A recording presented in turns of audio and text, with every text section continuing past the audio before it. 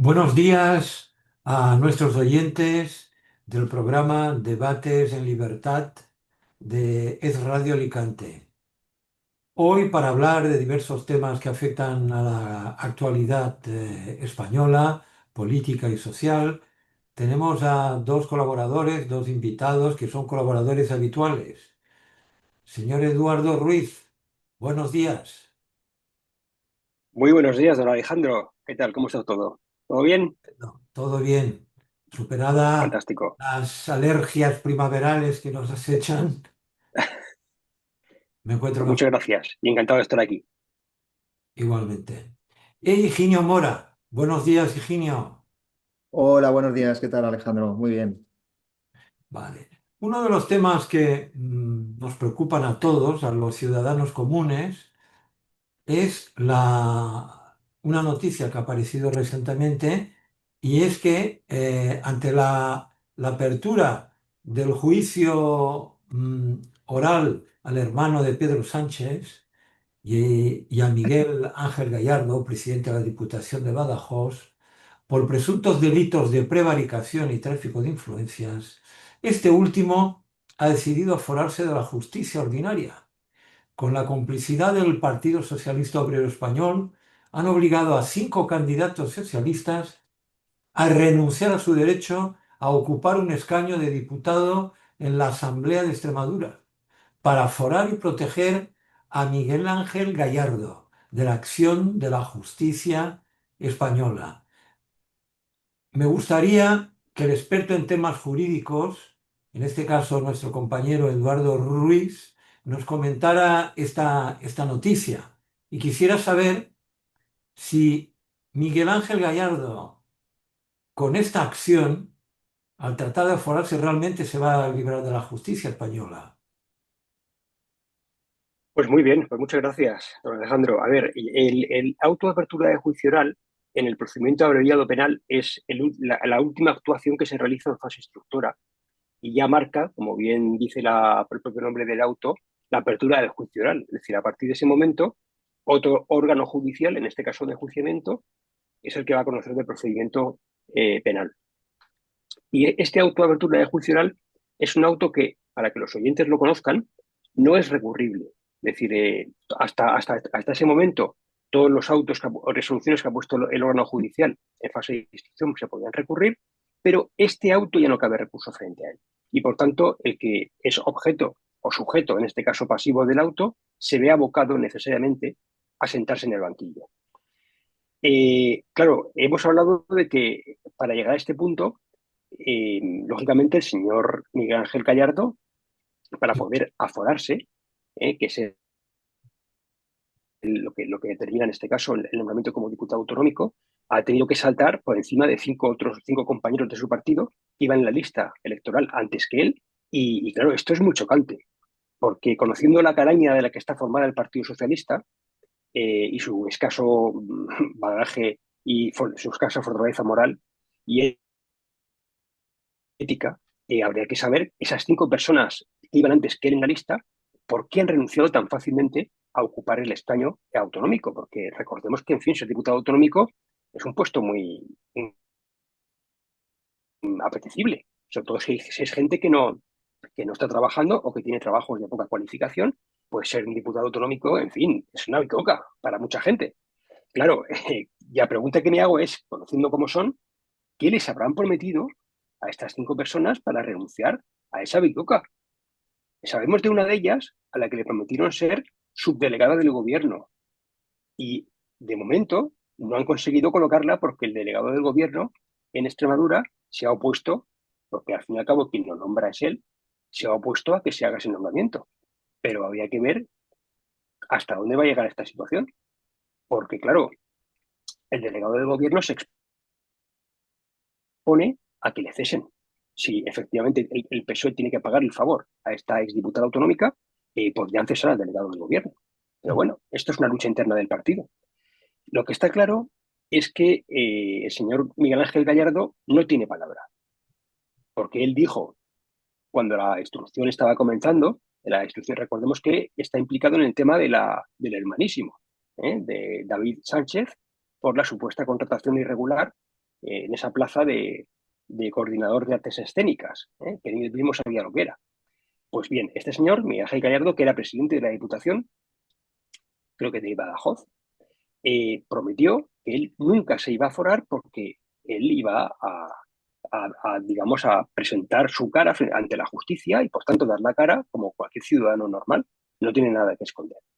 Y ahora vemos que no tiene palabra, porque ha cambiado de opinión o ha mentido, que es lo que habitualmente hace Pedro Sánchez. Es decir, yo creo que en este caso, siendo socialista como es, como su jefe, aquí los cambios de opiniones son muy extraños. Yo creo que más bien es otra cosa. Y lo que es claramente es una actuación propia de la marca socialista, que es la manipulación y la mentira masiva de todo lo que hacen y, por tanto, la falta de código ético, la falta de moralidad y el engaño masivo a todos los ciudadanos, especialmente a sus votantes. Yo nunca he votado al PSOE, gracias a Dios, pero sus votantes, digo yo que algunos se sentirá engañado en algún momento de su vida. Pero bueno, el caso es que él, cuando le preguntaron por qué había hecho esto, él dijo que es que él no quería inmunizarse frente a la acción de la justicia, sino que quería tener un procedimiento judicial con más garantías. Claro, entonces yo me pregunto, ¿qué pasa? ¿Que el resto de los mortales no tenemos garantías en el procedimiento judicial? ¿O qué pasa? Otra pregunta que me hago. Si él estuviera buscando un procedimiento con más garantías que el resto de los mortales, entiendo. ¿Por qué los demás no tenemos derecho a esa misma garantía para todo? ¿O es que ser socialista te hace tener una catadura, digamos, especial y una especie de valor superior al resto de los mortales? Yo creo que ya está bien, ¿no? Yo creo que ya está bien de tanta mentira y descaro socialista. Es decir, hay que llegar al punto de pararle los pies a esta gente, porque se están riendo de todos nosotros. Entonces, en definitiva, yo creo que esto demuestra una vez más que el Partido Socialista es un partido que no tiene ningún tipo de moral, ni ética, ni política, ni social, y que es un nido de corrupción. Pero no ya por estos casos que aún no han sido condenados, eso es cierto, sino por la historia del propio partido, que es una historia criminal. O sea que, en fin, yo creo que poco se puede decir en favor del Partido Socialista por España. ¿Qué te iba a decir, Eduardo? Siguiendo con el tema jurídico específicamente, el hecho de que él haya solicitado el aforamiento o haya logrado una situación de aforamiento unas horas antes, apenas unas horas antes de que se publicara el auto del juicio oral, se pasara al juicio oral, ¿esto lo va a librar de la justicia o no? De la No, acción del vamos a ver. No, vamos a ver. Aquí, para empezar, hay un debate doctrinal entre expertos juristas que están diciendo respecto al alcance del aforamiento en este caso. Porque realmente el aforamiento está pensado para aquellas personas que cometen actos ilícitos, supuestamente actos ilícitos, en el ejercicio de su función como diputado, ya sea nacional o autonómico. En estos casos, efectivamente, es cuando se aplica enteramente el aforamiento para hechos delictivos cometidos supuestamente en el ejercicio o mientras se ocupa un cargo que tiene ese privilegio, entre comillas, privilegio, aunque no es, de aforamiento judicial. Pero claro, en este caso, Miguel Ángel Gallardo, los hechos supuestamente que cometió no fueron siendo diputado, sino fue antes. Entonces, claro, el debate está ahí en si debería merecer aforamiento o no debería merecerlo. Personalmente, creo que no debería merecerlo porque no cometió hechos siendo diputado. Si los cometió fue un presidente de Diputación Provincial, que es una administración local. Ahora bien, dicho esto, en cualquier caso, lo juzgue el Tribunal Superior de Justicia de Extremadura o lo juzgue un juzgado de lo penal o la audiencia provincial, en su caso, según la pena que le pidan, yo creo que en ningún caso va a eludir la acción de la justicia. Lo único que pasa es que va a modificar en la fase de enjuiciamiento lo que se llama el juez natural. Es decir, va a ser un juez diferente al que le juzgaría si fuera un ciudadano normal, el que va a conocer de la causa y, por tanto, del enjuiciamiento de los delitos supuestamente cometidos. Y esto es un privilegio para él, claro, que lo diferencia del resto de los españoles y del resto de los mortales. Pero, en fin, no se va a Un escapar si ha cometido privilegio un delito. porque se va a dilatar en el tiempo la celebración del juicio. ¿En qué consiste ese privilegio? El privilegio básicamente es el hecho de que cambie de órgano judicial. vale, Y luego hay que decir otra cosa, es decir, en realidad no tiene por qué influir, ¿eh? Pero hay una posibilidad, las salas de lo civil y penal de los tribunales superiores de justicia, en algunos casos, tienen nombrados, en algunos casos, no conozco este caso, tienen nombrados magistrados directamente por un turno especial, que no son de carrera, digamos, por oposición, sino que son nombrados con la concurrencia de la comunidad autónoma, que también puede proponer candidatos en una terna para que sean nombrados magistrados de la sala civil y penal del TSJ. Pero ya digo, no tiene por qué ser este caso. Es decir, yo no conozco cómo está compuesta la sala del TSJ de Extremadura. Pero bueno, en todo caso, el aforamiento fundamentalmente es lo que tenía un privilegio de órgano judicial. Nada más. vale, de acuerdo. Eh, He oído también, para terminar digamos, la vis jurídica de este tema, que él podía ser también encausado en hacer, en una figura jurídica de fraude de ley. Es correcto, porque de alguna manera ha tenido él una actitud fraudulenta al hacer esta maniobra. Bueno, pero el fraude de ley en sí mismo no es un delito. Ah, Lo que parecía, y, no, y además en este caso, lo que simplemente el supuesto fraude de ley, pues simplemente con que le juicie el órgano que debería enjuiciarle correctamente, ya estaría solventado. ya, Sería en todo caso, podría entenderse como una maniobra procesal, entiendo. pero vamos, eso no le va a librar de sentarse en el banquillo. Muy bien. Eugenio, ¿qué opinas de estas maniobras judiciales aplicadas a este señor que a su vez hizo una serie de maniobras orquestales para que nunca, mejor dicho, el director de orquesta, el supuesto director de orquesta, que es el hermano del señor Pedro Sánchez, obtuviera un puesto de bastante privilegio dentro de la administración extremeña? Sí, gracias, Alejandro. Bueno, yo no soy experto jurídico, pero desde fuera sí que me parece que si este sujeto ha hecho esta maniobra para permitirse estar aforado, es porque cree que le beneficia. No sé si es por la última razón que ha apuntado Eduardo, si porque piensa que pueden haber jueces afines, no lo sé, lo desconozco, pero en cualquier caso, él lo ha hecho porque piensa que le beneficia. Y ya no, bueno, ya no tanto la contradicción respecto a las palabras que él mismo pronunció respecto a estar en contra de los aforamientos. El propio Pedro Sánchez, quiero recordar que en campaña electoral también venía promulgando que iba a acabar con los aforamientos. Bueno, otro cambio de opinión más de este gobierno. Lo que se ve desde fuera es realmente la falta de ética, la falta de valores morales de este gobierno, ¿no? Capaz de hacer cualquier cosa, como por ejemplo esta maniobra de la que estamos hablando ahora, con tal de cumplir sus objetivos, de permanecer en el poder, de estar unos días más sentado en el sillón. Las constantes cesiones a los independentistas, por ejemplo, es un ejemplo de ello. No consigue sacar los presupuestos. Yo no sé, no recuerdo, creo que del 2023, que 2 años seguidos ya venimos prorrogando los presupuestos generales del Estado. Si no puedes aprobar los presupuestos, realmente no puedes hacer ningún programa de gobierno. Él mismo, el propio Pedro Sánchez, también ha salido, bueno, palabras suyas de campaña electoral otra vez, diciendo que si no eres capaz de hacer unos presupuestos, pues lo que debías era convocar elecciones. Bueno, otro cambio de opinión.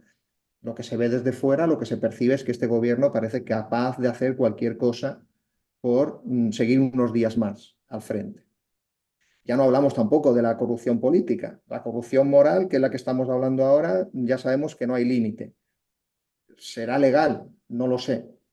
Pero desde luego pinta mal y huele mal el tema. Pero la corrupción política, las cuestiones que están ahora mismo abiertas, los casos abiertos relativos a Coldo, al ministro Ábalos, al fiscal general, o sea, nada menos que el fiscal general del Estado, presunto delincuente sentado en el banquillo, los casos de las personas familiares cercanas al propio Pedro Sánchez como, bueno, el hermano del que estamos hablando ahora, su mujer, en fin, eso harían caer a cualquier gobierno democrático de Occidente.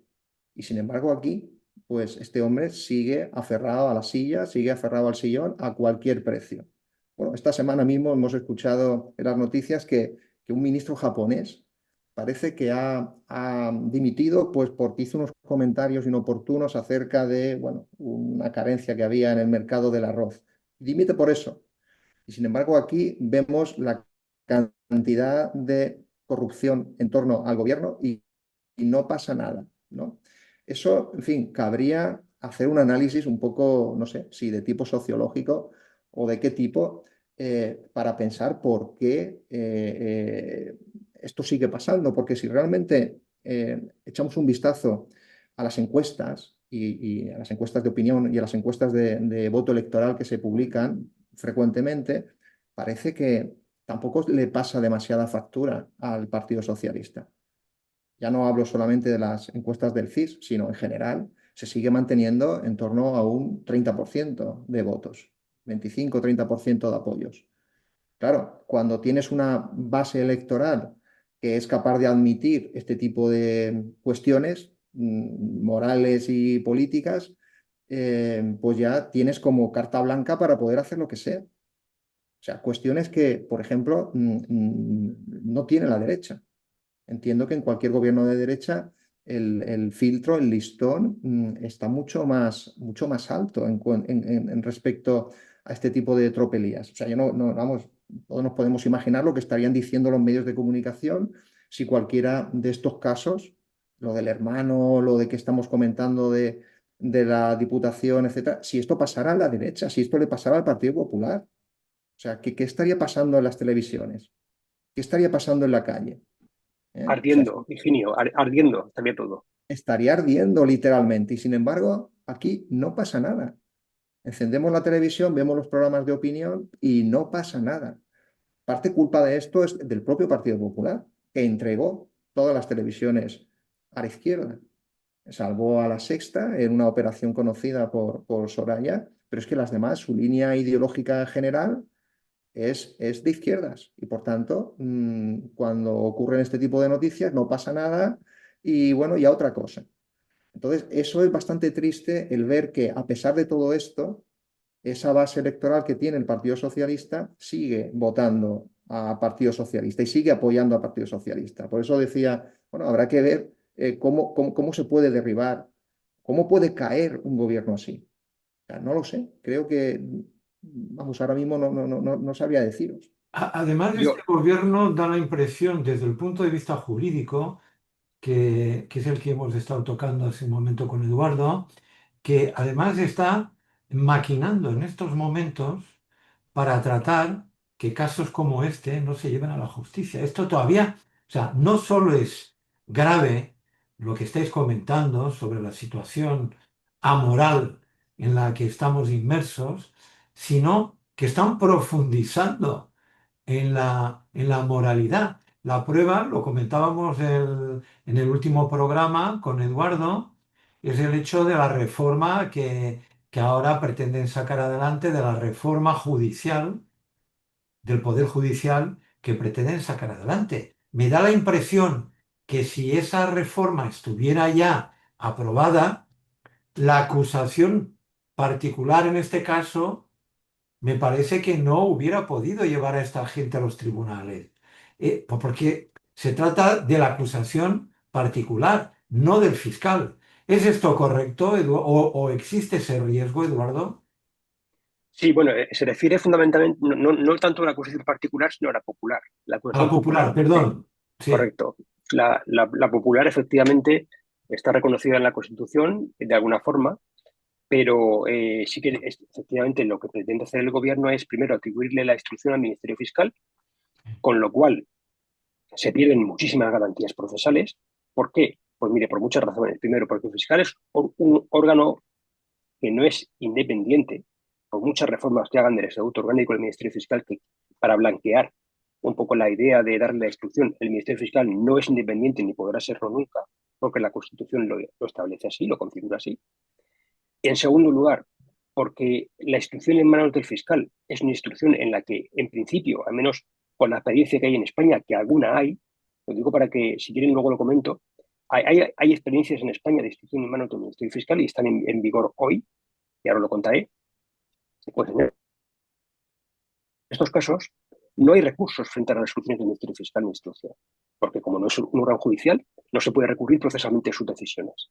Y además es un proceso con muchas menos garantías porque no hay fedatario público, porque las acusaciones particulares y también las populares en este caso están fuera, en el caso de español actual, pero las particulares sí pueden intervenir, pero lógicamente su capacidad es mucho más limitada que en un procedimiento, digamos, normal, donde estudia el juez.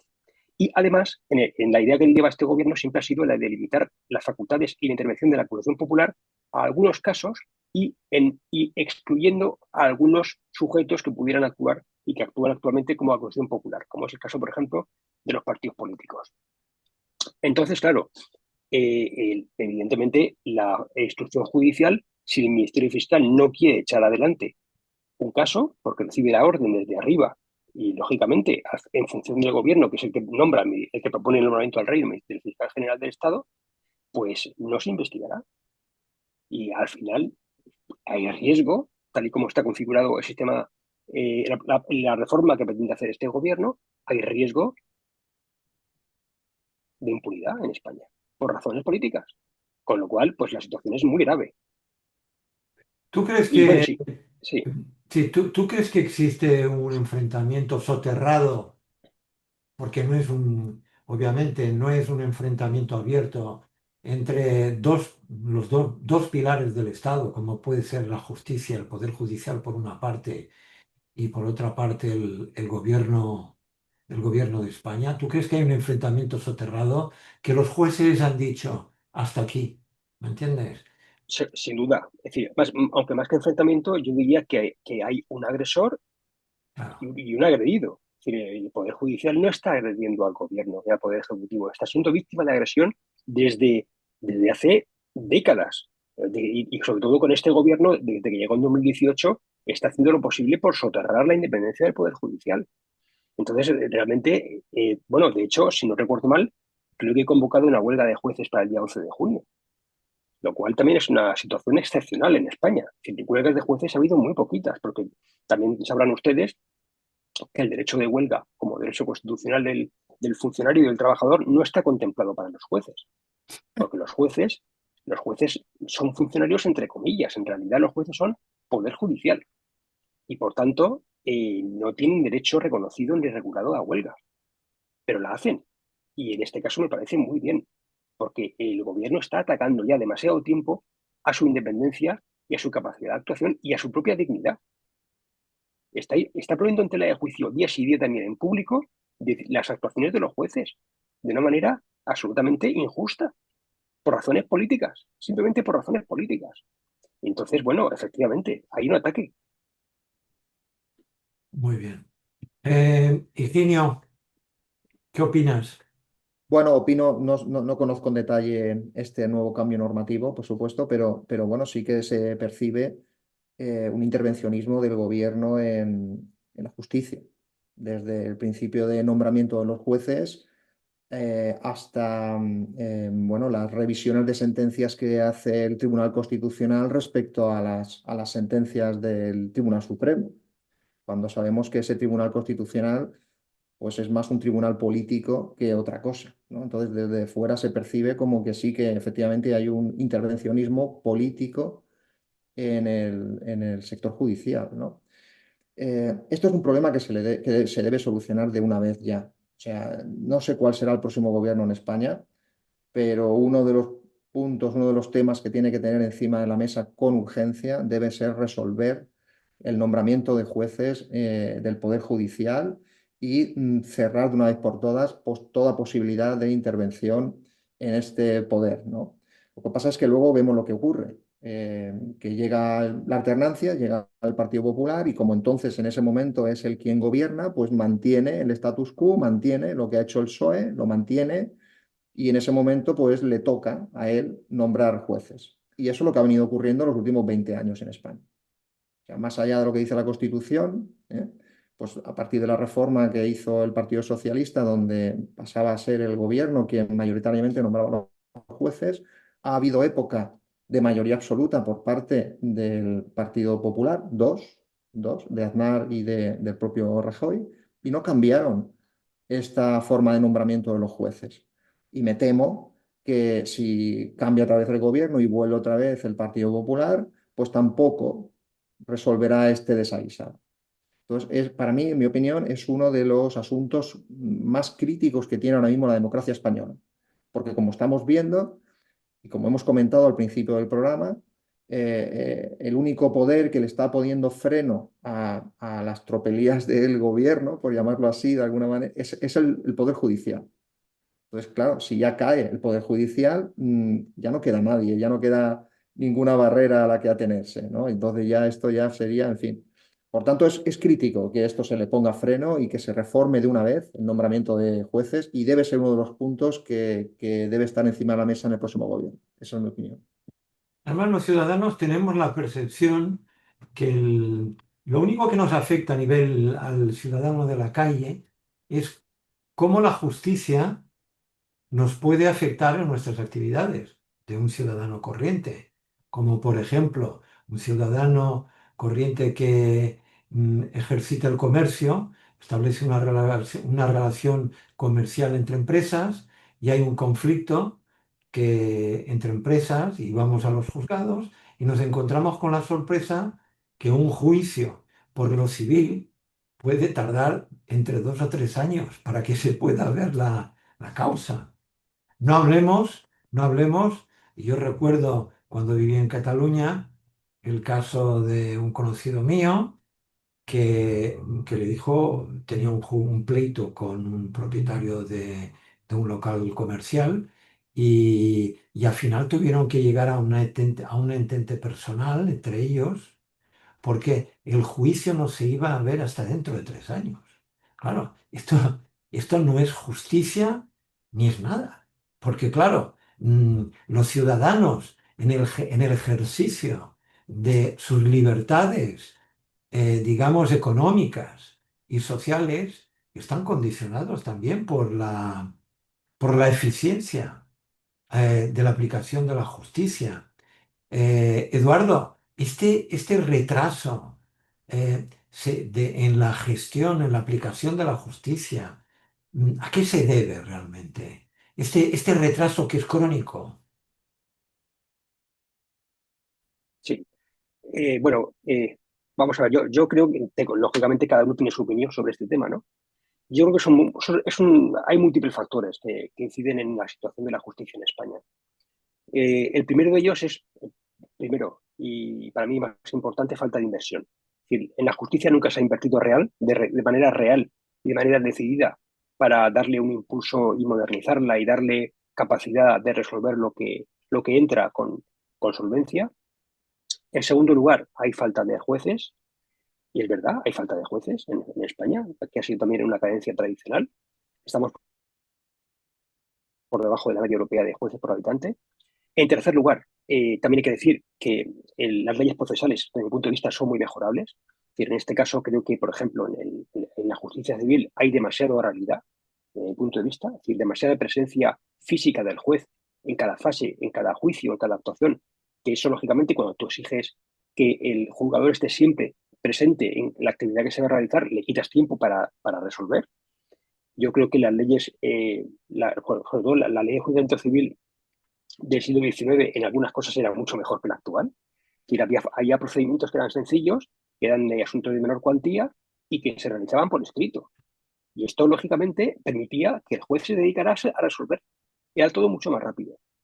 Y luego también, por el hecho de que, desde mi punto de vista, hay demasiados recursos frente a resoluciones de trámite. Es decir, si en cada resolución que pone el juez para ordenar el procedimiento o que pone el letrado de justicia cabe un recurso o caben dos, está utilizando el procedimiento de manera inadecuada y no es necesario hacer esto. Entonces, realmente los recursos hay que utilizarlos o reservarlos para resoluciones que sean realmente importantes. No que todo se pueda recurrir.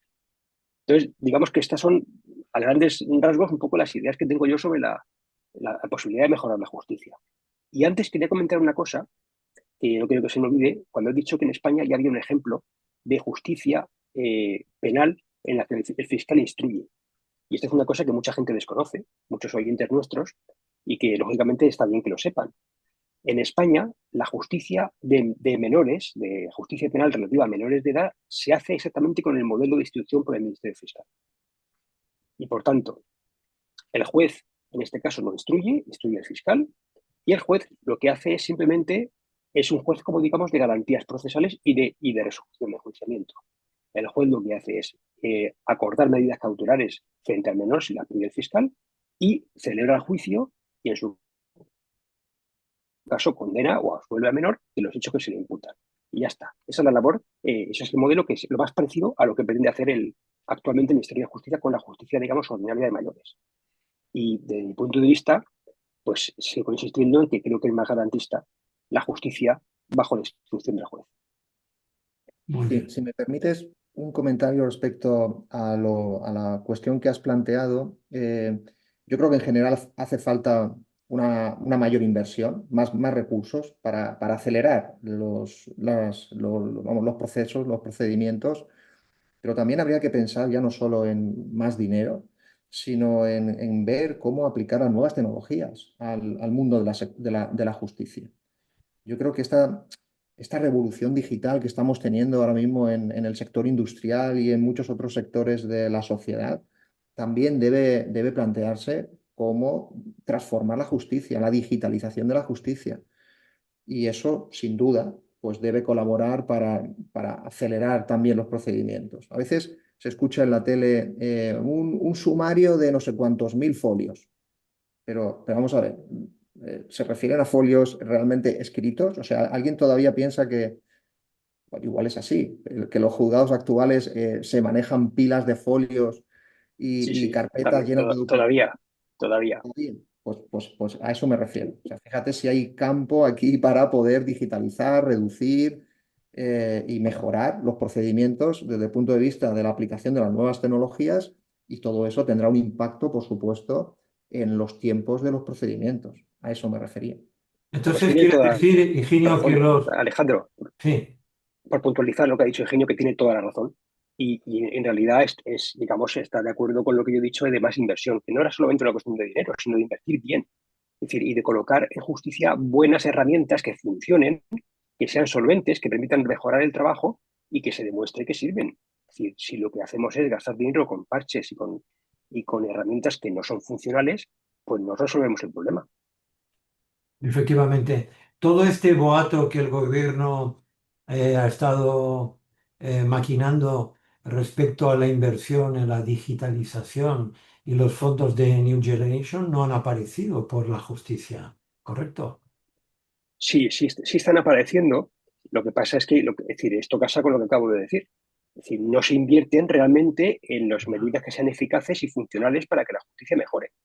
De hecho, en esta comunidad autónoma se está implantando de forma ya acelerada, que se acabará la implantación probablemente a final de año, el último trimestre, de un nuevo programa de gestión procesal que teóricamente lo que va a permitir es que exista el expediente digital completo. Lo que pasa, lo que pasa es que es una herramienta que tiene muchos problemas y no es funcional todavía y va muy lenta y tiene fallos importantes. A eso me refería cuando decía que hay que invertir más, porque hay que invertir en herramientas eficaces que sean probadas y que sean de calidad. Porque si nos encontramos que en estas situaciones la justicia no mejora, la justicia se atrasa. Darla es curioso porque, sin embargo, hay otros, digamos que hay otros aspectos de la administración pública que funcionan bastante bien desde el punto de vista informático. Me refiero a dos instituciones concretamente. Una, la agencia tributaria, que te lo digo incluso como usuario. A mí me sorprende ver con qué agilidad informática me envían notificaciones, yo contesto todo sin moverme de mi casa, a través de la firma digital, o sea que funcionan como un cañón. Lo único que funciona como un cohete en este país es la agencia tributaria a nivel informático y la seguridad social. El resto está en la mayor mediocridad que te puedes echar a la cara. Ahora bien, casualmente son dos instituciones recaudatorias. ¿Me explico? Son instituciones que se dedican a recaudar, a meter la mano, a meterte la mano en los bolsillos y a quitarte el dinero, ¿no? Con lo cual, yo que creo que este estado, ¿cómo te diría?, de abandono y de poca eficacia que tiene la justicia española, se debe a una voluntad, política, fundamentalmente. Y eso, Alejandro, que la justicia también recauda. Es verdad que Sí, no recauda como Hacienda ni como la sí. Seguridad Social, pero la justicia tiene tasas y tiene Claro, correcto. multas. O sea Efectivamente. que algo hay de recaudación. Algo hay de recaudación, pero obviamente no se puede comparar Claro, por con supuesto. la agencia tributaria en este caso, ¿no? Y hablando de la agencia tributaria, era un tema que yo no tenía previsto introducirlo, pero me ha venido así un flash de pronto a la mente. ¿Qué opináis sobre el empeño de Sánchez de entregar bueno, más que entregar, de capacitar casi al 100% a Cataluña de una agencia tributaria propia? ¿Qué opinas? Bueno, ¿qué opináis los dos? Eduardo, Ginio, que dispare Ginio, está sobre la originio. mesa. Bueno, a ver, en este caso, esa descentralización que propone Sánchez, si se generaliza, pues bienvenida sea la competencia fiscal, pero no creo que sea ese el objetivo que busca Sánchez. Es decir, me temo que, bueno, pues le podrá dar esta agencia tributaria a Cataluña, pero el resto de comunidades pues tendremos que mirar. A mí me gustaría, efectivamente, que hubiera una competencia fiscal entre las comunidades autónomas mucho mayor de la capacidad que se tiene ahora mismo. Que podamos manejar los impuestos y subir o bajar en función de las características de cada región y que haya una verdadera competencia fiscal. Eso salvaría, por ejemplo, a estas zonas que llaman como la España vacía. Bueno, si tú estableces condiciones fiscales muy atractivas en esas zonas, ahora mismo, con la capacidad de teletrabajo que tienen mucha población en España y fuera de España, podría ser foco de atracción de talento para ir ahí y tributar pues, de una manera reducida respecto al resto de las regiones, ¿no? Pero bueno, me temo que no va por ahí lo que el gobierno pretende y ya lo estamos viendo lo que pasa en aquellos impuestos, en aquellas áreas de competencia fiscal. ¿Eh? Cuando se establece unos mínimos al impuesto de patrimonio o se pretende armonizar el impuesto de sucesiones o etcétera, bueno, pues lo que se pretende es que acabar con esa competencia fiscal. Los poquitos impuestos donde las comunidades autónomas pueden actuar, realmente eso se ve mal desde ciertas regiones, entre ellas desde Cataluña, que no para de criticar, entre otras cosas, que en Madrid pues se bajan mucho los impuestos. Y ella lo que quiere es pues, recaudar todavía más que se castigue y que se penalice a aquellas comunidades que bajan los impuestos. Bueno, yo creo que es contradictorio, es un discurso contradictorio. El hecho de entregar cuotas de autonomía fiscal a las regiones es contradictorio con impedir que esas regiones puedan legislar acorde a sus necesidades, acorde a sus objetivos, como estoy comentando. Por tanto, en resumen, yo no veo mal la medida si realmente eso desemboca en mayor autonomía y mayor competencia fiscal entre las regiones españolas, claro que sí. Hay un dato que me gustaría introducir sobre lo que acabas de comentar, y es que en Estados Unidos esto está ocurriendo actualmente. Resulta que hay muchas empresas de California y de Silicon Valley que se están desplazando, se están marchando a otros estados por temas fiscales. Porque resulta que el estado de California, que tiene una potencia económica bestial, según tengo entendido, es la quinta economía del mundo. El estado de California, que no es poca cosa desde el punto de vista económico, tiene unos impuestos, pues, vamos, que los criban a impuestos. Entonces muchas empresas se están marchando a Texas, que está compitiendo fiscalmente precisamente con California para evitar los impuestos que tú comentas, ¿no? O sea, se establece el marco este de competencia fiscal entre distintos estados y distintas administraciones. Eduardo, ¿tienes algo que decir al respecto? Bueno, pues a ver, yo es que creo que no es una cuestión de competencia fiscal lo que ha hecho, o sea, lo que quiere hacer Sánchez con Cataluña, ¿no? Sino en realidad es destruir la igualdad de todos los españoles ante la ley fiscal. En este caso es dándole privilegios a los que viven en la región de Cataluña. Y yo ahí, en fin, tengo que discrepar de Higinio porque yo lo que, no, lo que aspiro no es a que las regiones tengan autonomía e independencia fiscal unas de otras, sino que haya un régimen unificado en España, único, que otorgue seguridad jurídica a quien quiera venir a España a realizar inversiones y que no tenga que estar estudiando las legislaciones autonómicas para ver dónde invierte y dónde no, y que ese régimen fiscal español sea un régimen beneficioso para el que quiera invertir en España y para los españoles que vivimos aquí. Es decir, tenemos que tener un régimen amable, no un infierno fiscal, para todos los españoles. Y luego, además, yo creo que la propuesta de tener un régimen autonómico independiente para cada territorio de fiscalidad no beneficia a la España rural en ningún caso, porque se ha demostrado que en España las comunidades autónomas son focos de centralidad, mejor dicho, de centralismo. Son focos de centralismo igual que lo era Madrid antes cuando no había gobiernos regionales. Y por tanto, con esta medida se va a beneficiar a las capitales y las provincias que sean centralidad de la comunidad autónoma respectiva, no a la España rural. Entonces, bueno, vamos a acabar con tanto régimen fiscal independiente, vamos a simplificar la legislación fiscal para todos los españoles, vamos a bajar impuestos generalmente generalizados para toda España y vamos a competir en el mundo como nación y ganemos a todos, seamos mejores que lo somos. Muy bien. ¿Algo que más que decir, Higinio? Bueno, yo sí creo en la competencia fiscal entre regiones.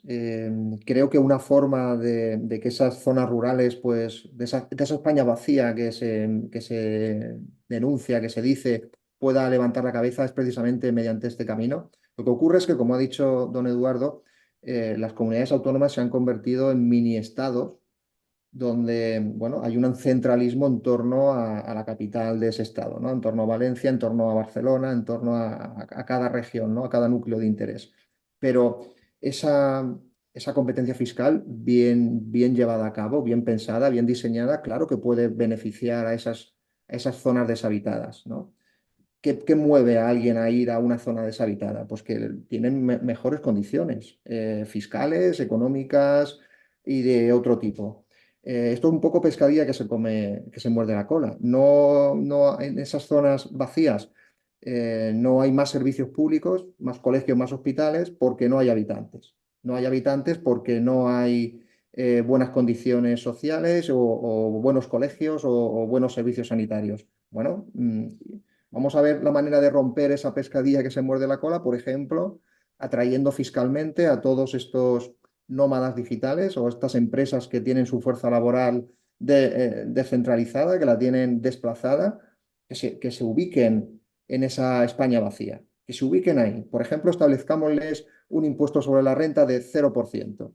Cero, ¿eh? Fíjate lo que estoy diciendo. Sí, Hay sí. gente que gana mucho dinero, eh, por ejemplo, en el sector de la informática, en el sector de las nuevas tecnologías. Verás tú lo que tardan en moverse a esas zonas y, por supuesto, les da seguridad jurídica para que pasado mañana no les cambies el marco fiscal, ¿verdad? Tú dale seguridad jurídica y bájale los impuestos y verás cómo se mueven esas zonas. Y una vez que están ahí, con esas altas remuneraciones y ese alto poder adquisitivo, empiezan a dinamizar la economía de la región, ¿no? Es una manera de hacerlo. Y bueno, y el ejemplo que has puesto de California y Texas es un ejemplo de ello. En aquellos lugares donde esa competencia fiscal existe, las empresas se mueven y los trabajadores cualificados se mueven. Y aquí también se mueven. ¿Cuánta gente nos conocemos que se ha ido a Andorra a trabajar porque aquí lo fríen a impuestos literalmente? Bueno, pues en lugar de tener que irte a Andorra, un lugar recóndito ahí en los Pirineos, precioso por cierto, en lugar de tener que irte ahí, te mueves a una zona rural de Castilla-La Mancha, de Castilla-León, de Aragón, ¿y por qué no? ¿Por qué no se pueden delimitar zonas, regiones en España y decir, bueno, esta es una non-tax zone, como se dice en inglés, ¿no? Una zona sin impuestos. Impuestos sobre la renta simbólico, 5%, por ejemplo, 0%. Vamos, te digo yo que eso es una manera de levantar esas zonas deprimidas y de revitalizar con atracción de personal cualificado y de empresas a ubicarse ahí, por supuesto. Eso está Don inventado y eso está Higinio, ocurriendo en el mundo. Don Higinio, está muy bien la medida, pero para eso no hace falta 17 leyes. Con una nacional también lo haces. Bueno, también, pero eso requiere una reforma más profunda. Ahí estamos, va a ser muy complicado, ya el tiempo se nos está echando encima. La verdad es que me he dejado varios temas en el tintero. Bueno, tintero es un símil, ya sabes por qué el tintero ha pasado a la historia, ¿no? En nuestra planilla de programa hemos dejado pendiente el tema, la nueva aventura económica que está emprendiendo Begoña, la mujer del presidente Sánchez, que es una mujer. Hay que ver qué emprendedora es esa mujer. Emprende un nuevo negocio utilizando la plataforma del marido. Nos hemos dejado también las consecuencias del apagón. ¿Eh? Seguimos en el apagón mediático sobre el apagón. Nadie sabe lo que ha ocurrido, aunque las empresas que se dedican a las empresas energéticas se han dedicado a filtrar, ¿no?, su opinión sobre el tema. Lo que sí es cierto es que la administración nos mantiene todavía en la penumbra, sobre lo que ha ocurrido, y lo que ha ocurrido es muy grave. Pero claro, como utilizan, como Higinio ha comentado antes, los medios de comunicación para desviar la atención de la gente con el tema de Eurovisión, que no hemos tocado, pero bueno, porque ha sido el drama. El drama nacional ha sido la puntuación que ha sacado nuestra representante en Eurovisión. Así que hay muchos temas candentes que vamos a tener que dejar para la próxima semana, porque ya han pasado, aunque parezca mentira, nuestro tiempo se agota. Así que os agradezco mucho vuestra participación en el programa de hoy, así como la fidelidad de los oyentes que nos siguen cada semana. Así que os deseo que tengáis una buena semana y hasta el próximo programa. Muy bien, muchas gracias. Gracias a todos. Hasta luego.